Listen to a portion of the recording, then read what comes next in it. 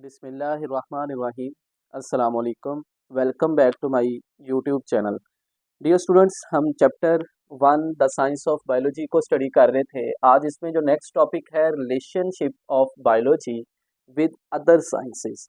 Biology का दूसरी जो साइंसेस हैं इनके साथ क्या ताल्लुक है, इस चीज़ को हम क्या करेंगे, स्टडी करेंगे। अब दूसरी साइंसेस को अगर जनरल हम देख रहे हैं कौन सी साइंसेस बनती हैं, उसमें बायो के अलावा अगर देखा जाए तो एक हमारे पास साइंस आ जाएगी फिजिक्स। इसमें हम ये पढ़ेंगे कि फिजिक्स का बायो के साथ या लिविंग ऑर्गेनिजम्स के अंदर क्या रोल है या कहाँ कहाँ पर फिजिक्स यूज़ होती है। फिर इसी तरह से अगर हम एक बात और साइंस की करें, बड़ी मशहूर साइंस की ब्रांच केमिस्ट्री, तो अब हम केमिस्ट्री को भी स्टडी करेंगे लिविंग ऑर्गेनिजम्स के अंदर। मतलब बायोलॉजी के अंदर हम देखेंगे कि केमिस्ट्री कहाँ कहाँ पर यूज़ हो रही है। फिर अगर और साइंसेस की बात करें तो उसमें मैथ आ जाएगी, इसमें स्टैट आ जाएगी, इसमें इकोनॉमिक्स आ जाएगा। ये सारी डिफरेंट तरह की साइंसेस हैं जिनको हम स्टडी करेंगे बायोलॉजी। बायोलॉजी मतलब लिविंग ऑर्गेनिजम्स के अंदर के ये कहाँ कहाँ पर यूज़ होते हैं। तो वन बाई वन इनको हम देखते हैं। सबसे पहली जो हमारे पास रिलेशनशिप आ जाएगा, पहली जो ब्रांच है, इसका नाम है बायोकेमिस्ट्री। अब बायो मतलब तो हो गया लिविंग ऑर्गेनिज्म, और केमिस्ट्री में क्या हम देखेंगे, जो डिफरेंट केमिकल सब्सटेंसेस हमारी बॉडी के अंदर पाए जाते हैं, उनके क्या स्ट्रक्चर्स हैं, उनके फंक्शंस क्या हैं, वो किस तरह से काम करते हैं, इस सारी चीज़ को स्टडी करने को हम क्या बोलते हैं, बायो केमिस्ट्री। तो structure and functions of different chemical substances in living organism. अब ये जो लिविंग ऑर्गेनिजम्स वाला पोर्शन है ये आ गया हमारे पास बायो के लिए। अब जो बाकी समझ लें, ये केमिस्ट्री की सारी डेफिनेशन है कि लिविंग ऑर्गेनिजम्स के अंदर जो मुख्तलिफ केमिकल सब्सटेंसेस हैं उनके काम क्या होंगे और उनके स्ट्रक्चर क्या होंगे, वो किस फॉर्म के अंदर पाए जाते हैं और उनके फिर आगे उन्होंने करना क्या होता है। अब इसमें एक एग्जांपल अगर हम देखते हैं, लिविंग ऑर्गेनिजम्स की बात करें तो प्लांट्स की बात पहले कर लेते हैं, क्योंकि प्लांट्स जो हैं इनको भी हम लिविंग ऑर्गेनिजम्स कहते हैं। तो प्लांट्स के अंदर एक प्रोसेस होता है, इस प्रोसेस का नाम हमारे पास क्या है, फोटोसिंथेसिस। अब डियर स्टूडेंट्स, आप लोगों को पता है कि फोटोसिंथेसिस में क्या होता है, कार्बन डाइऑक्साइड एंड वाटर मिलते हैं लाइट की मौजूदगी में, और ग्लूकोज, और साथ में आपके पास बाई प्रोडक्ट के तौर पर ऑक्सीजन। अब ये टोटल एक केमिकल सा रिएक्शन है, लेकिन ये बड़ा अहम रिएक्शंस हैं। अगर प्लांट्स के अंदर फोटोसिंथेसिस का प्रोसेस ना हो तो समझ लें कि ये जो पूरी दुनिया के अंदर जितने भी लिविंग ऑर्गेनिजम्स हैं, इंसानों समेत, उनका वजूद ही सारा का सारा क्या हो जाएगा, ख़त्म हो जाएगा। तो ये इतना अहम प्रोसेस है। अब ये टोटल इसका किस चीज़ के साथ लिंक है, इसको आप उस वक्त तक समझ नहीं सकते जब तक आपको केमिस्ट्री का पता नहीं होगा। अच्छा, फिर इसी तरह से हमारे अंदर भी, और जो प्लांट्स हैं या जितने भी लिविंग ऑर्गेनिज्म, सारों के अंदर ही ये वाला प्रोसेस हो रहा होता है, जैसे हम रेस्पिरेशन का नाम देते हैं। जैसे कि हम कहते हैं ऑक्सीजन को अंदर लेके जाना, कार्बन डाइऑक्साइड को बाहर निकालना, तो ये सारों के अंदर सेम हमारे अंदर भी ऐसे ही है, प्लांट्स के अंदर भी, फंजाई के अंदर भी, प्रोटोजोआ, मतलब जितने आप ऑर्गेनिज्म, लिविंग ऑर्गेनिज्म जिनको हम कहते हैं, उन सारों के अंदर सेम यही प्रोसेस, सारे ही रेस्पायर करते हैं, सारे ही सांस लेते हैं। तो इसको भी आप तब तक नहीं समझ सकते जब तक आपको केमिस्ट्री का नॉलेज नहीं होगा।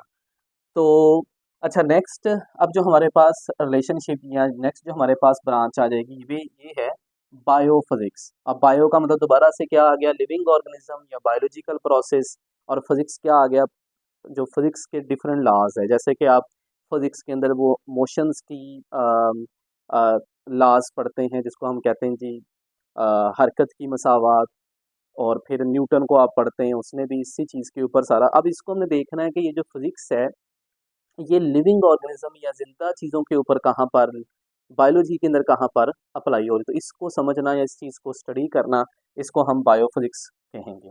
तो प्रिंसिपल ऑफ फिजिक्स, फिजिक्स के असूलों को अप्लाई करवाना कहाँ पर, बायोलॉजिकल प्रोसेसेस के ऊपर। अब बायोलॉजिकल प्रोसेस मतलब बायोलॉजिकल लिविंग ऑर्गेनिज्म भी आप इसको हम कह सकते हैं। जैसे कि फिजिक्स का एक असूल है जो कि हमारी बॉडी के अंदर काम कर रहा होता है, इसको हम नाम देते हैं लिवर। अब लिवर क्या होता है डियर स्टूडेंट्स, जैसे ये हमारे दो बोन्स हैं या तीन बोन्स है, दो यहाँ पर बोन्स होती हैं और एक यहाँ पर बोन। अब ये जो मूवमेंट हो रही है यहाँ पर ये कोनी के ऊपर, ये एल्बो के ऊपर। अब ये लिवर के असूल को फॉलो कर रही, मतलब ये फिजिक्स को क्या करेगी, फॉलो करे, और ये लिवर की तरह ही काम करता है। अब लिवर क्या होता है, जैसे हम कहते हैं ना कब्जे होते हैं वो उसके दरवाजे की एक चगाट होती है, उसके साथ कब्जे लगे होते हैं और उसके साथ दरवाज़ा लगा होता है, और दरवाज़ा आगे और पीछे को मूव करता है। तो ये भी देखें, आगे और ये पीछे, ये दो तरफा ही इसके अंदर क्या हो रही है, मूवमेंट। यहाँ पर कोई और तरफ को मूवमेंट नहीं होगी। तो ये अब ये वाली जो मूवमेंट है, इसको समझने के लिए आपको पहले लिवर का पता होना चाहिए, और लिवर का पता तब होगा जब आपको फिजिक्स आती होगी। तो मतलब हमारे लिविंग ऑर्गेनिजम्स के अंदर जो बहुत सारे काम हो रहे होते हैं, उसमें फिजिक्स भी यूज़ हो रही होती है। तो लिवर की अगर हम एग्जांपल लिखेंगे, ये कहाँ पर, ये जो जितनी हमारी बोन्स के दरमियान में मूवमेंट्स है, या आप इसको ये भी कह सकते हैं कि ये जो जॉइंट्स के दरमियान में मूवमेंट है, इसको यही चीज़ें देख रही होती हैं। फिर मोशन के अंदर जैसे कि मसल्स इन्वॉल्व होते हैं, ये कौन कौन से मसल्स हैं, कि एक मसल जो है वो कॉन्ट्रैक्ट करेगा, दूसरा रिलैक्स करेगा। अब ये सारी चीज़ें हमें तब समझ आएंगी जब हमें फिजिक्स का भी नॉलेज होगा।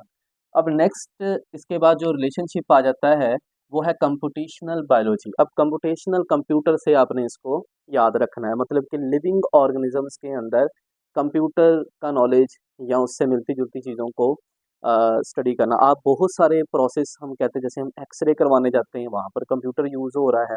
आप अल्ट्रासाउंड करवाते हैं, वहाँ पर आपका डीएनए की स्टडी होनी है, वहाँ पर मतलब बहुत सारी आजकल मेरे ख्याल में जो मेडिकल फील्ड है, जितनी भी वो सारी की सारी, जितने भी आपके टेस्ट हो रहे हैं, सारी जगहों पर कंप्यूटर या उससे मिलती जुलती चीज़ें जो हैं वो यूज़ हो रही होती हैं।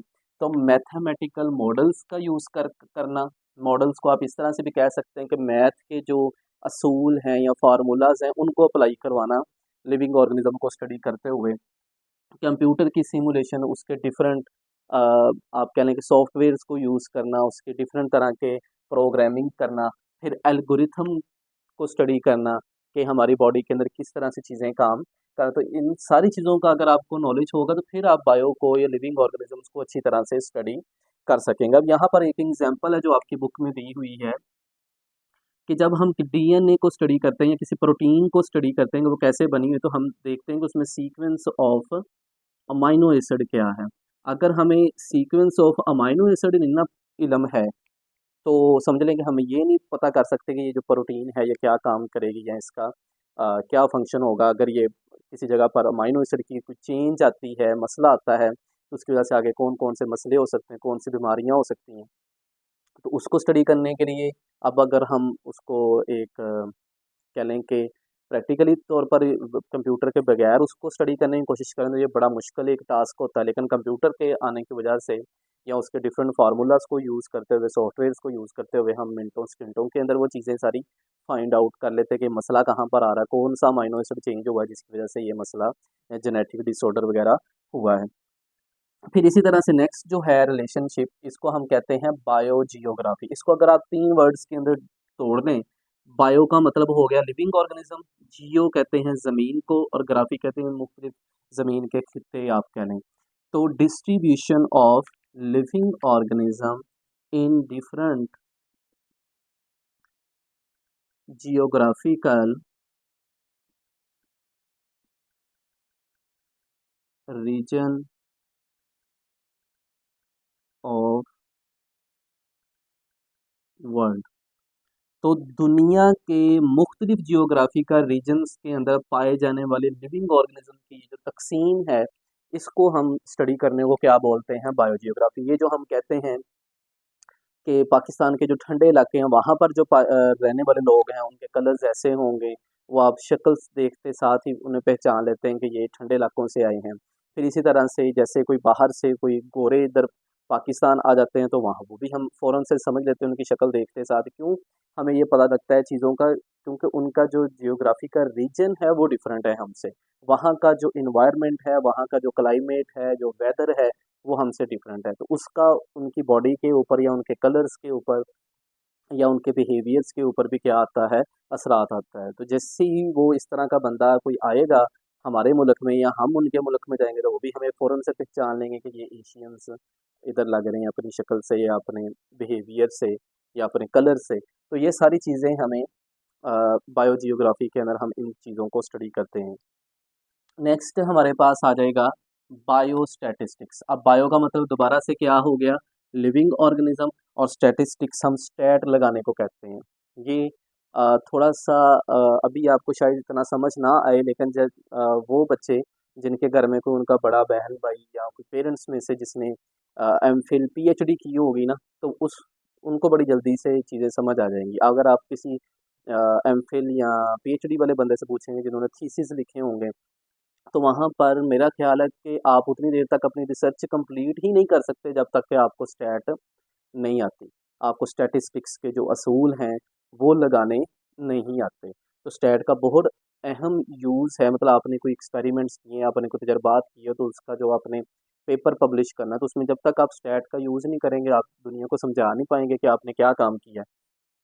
तो प्रिंसिपल ऑफ स्टैटिस्टिक्स, स्टैट के असूलों को अप्लाई करना किस काम के लिए, मुख्तलिफ चीज़ों को एनालाइज करने के लिए या अपनी बात को इंटरप्रेट करने के लिए, आगे अपने रिजल्ट्स को शो ऑफ करवाने के लिए हमें क्या पता होना चाहिए, बायोस्टैटिस्टिक। इंटरप्रेट कहते हैं कोई चीज़, वैसे तो कहते हैं उसको समझाने को कहते हैं, तो लेकिन इस इधर क्या आएगा, स्टैट के रूल्स को फॉलो करते हुए हमने रिजल्ट्स निकालने होते हैं, और रिजल्ट्स ही सारा निचोड़ होता है आपकी रिसर्च का, आपके थीसिस का।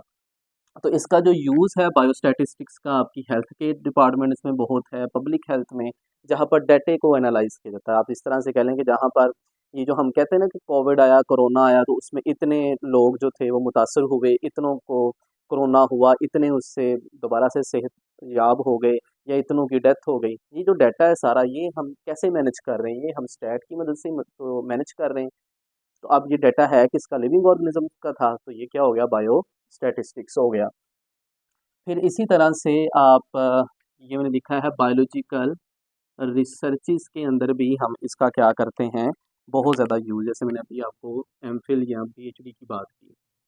तो ये जितनी भी हम रिसर्चेस करते हैं वो तब तक कंप्लीट ही नहीं हो सकती जब तक कि हमें स्टैट ना आती हो। फिर इसी तरह से नेक्स्ट जी हमारे पास जो रिलेशनशिप है ये है biotechnology. Bio mean living organism, और टेक्नोलॉजी का मतलब टेक्निक्स का यूज़ करना, टेक्नोलॉजी का यूज़ करना लिविंग ऑर्गेनिजम्स के ऊपर, और उनसे अपने फ़ायदे की ही चीज़ें बनवाना। तो यूज़ ऑफ लिविंग ऑर्गेनिज्म, जिंदा जानदारों को इस्तेमाल करना, क्या बनाने के लिए, बेनिफिशियल प्रोडक्ट्स, अपने लिए फ़ायदेमंद चीज़ें बनाने को हम क्या बोलते हैं, बायो टेक्नोलॉजी। अब इसकी बड़ी एक अहम एग्जांपल है ये इंसुलिन। अब ऐसे बहुत सारे मेरे ख्याल में हर चौथा या पांचवा पर्सन जो है पाकिस्तान के अंदर वो डायबिटिक है, मतलब शुगर का पेशेंट है। अब शुगर का जो पेशेंट है उसके अंदर क्या मसला होता है कि उसकी बॉडी जो है जितनी इंसुलिन चाहिए उतनी बना नहीं पा रही होती, तो वो इंसुलिन बाहर से वो फिर इंजेक्शन की फॉर्म में या टेबलेट्स की फॉर्म में उसकी बॉडी को दी जाती है, प्रोवाइड की जाती है। अब ये जो इंसुलिन बनवाई जाती है, ये जो है पूरा एक बायोटेक्नोलॉजी है। इसमें बैक्टीरिया का हम यूज़ करते हैं, फिर इसमें डिफरेंट पीसीआर और बहुत सारी चीज़ों को हम यूज़ करते हुए क्या बनवाते हैं, इंसुलिन। तो बड़ा अहम ये चीज़ है। तो टेक्नोलॉजी का स्टडी जो है लिविंग ऑर्गेनिजम्स के अंदर बड़ा अहम रोल है। तो इस चीज़ को हम क्या बोलते हैं, जितनी भी आपकी मेडिसिन्स हैं मोस्टली, तो वो सारी की सारी आपकी बायोटेक्नोलॉजी की मदद से बन रही हैं। अच्छा, फिर नेक्स्ट हमारे पास जो लास्ट पॉइंट आ जाता है रिलेशनशिप का, वो है बायो इकोनॉमिक्स। बायो मतलब लिविंग ऑर्गेनिज्म, इकोनॉमिक्स कहते हैं, आप आसान लफ्ज़ों में से कह लें कि माशियात, पैसे का लेन देन जो होता है। अब इसमें हम देखते हैं कि जैसे एक किसान है, उसने अपनी कोई फसल लगाई, तो जैसे ही वो तैयार हुई तो फिर वो ये देखता है कि जब मैंने इसके ऊपर खर्चा कितना किया और मुझे बचा कितना। तो ये जो कॉस्ट और प्रॉफिट वाला सिलसिला है, ये हम बायो, अगर हमें इकोनॉमिक्स आती होगी तो फिर हम बायो इकोनॉमिक्स को स्टडी कर सकेंगे। फिर ही हम, अगर हमें हिसाब किताब ही नहीं आता तो हम कैसे उसका पता लगा सकते हैं कि मुझे लॉस हुआ या मुझे प्रॉफिट हुआ। तो बायोइकोनॉमिक्स क्या है, it is the study of living organisms from the economical point of view. पैसे के लिहाज से आप चीज़ों को स्टडी करते हैं और लिविंग ऑर्गेनिजम्स के ऊपर अप्लाई कर। अब लिविंग ऑर्गेनिजम्स कौन है, जैसे बड़ी ईद आती है तो बहुत सारे लोग जो कुर्बानी के जानवर हैं वो बेचते हैं। अब जो बेच रहा है तो वो इस चीज़ का अंदाज़ा लगाता है कि जब से मैं इस जानवर को पाल रहा हूँ, मैंने इसके ऊपर कितना इन्वेस्ट किया, और आज जब मैं इसको बेच रहा हूँ तो मुझे इससे कितना प्रॉफिट बच रहा है या मैं लॉस में इसे बेच रहा हूँ। तो ये चीज़ें आप तभी समझ सकेंगे जब आपको इकोनॉमिक्स आती होगी। तो इस चीज़ को स्टडी करने को हम बायो इकोनॉमिक्स का नाम देते हैं। तो इसमें जो मोस्टली चीज़ हम स्टडी करते हैं वो हमें दो चीज़ों को स्टडी करना होता है। एक कॉस्ट कि हमारा खर्चा कितना है, और दूसरा हमने इस चीज़ को स्टडी करना होता है कि इससे हमें बच कितना रहा है, प्रॉफिट कितना हो रहा है। इस चीज़ को हम स्टडी करते हैं। तो ये स्टूडेंट्स हमारे पास मुख्तलिफ ब्रांचेस थी जो आपकी बुक में दी हुई हैं। उम्मीद है आपको आज का लेक्चर समझ आया होगा। मिलते हैं नेक्स्ट लेक्चर में, तब तक के लिए stay connected. Thank you and Allah हाफिज़।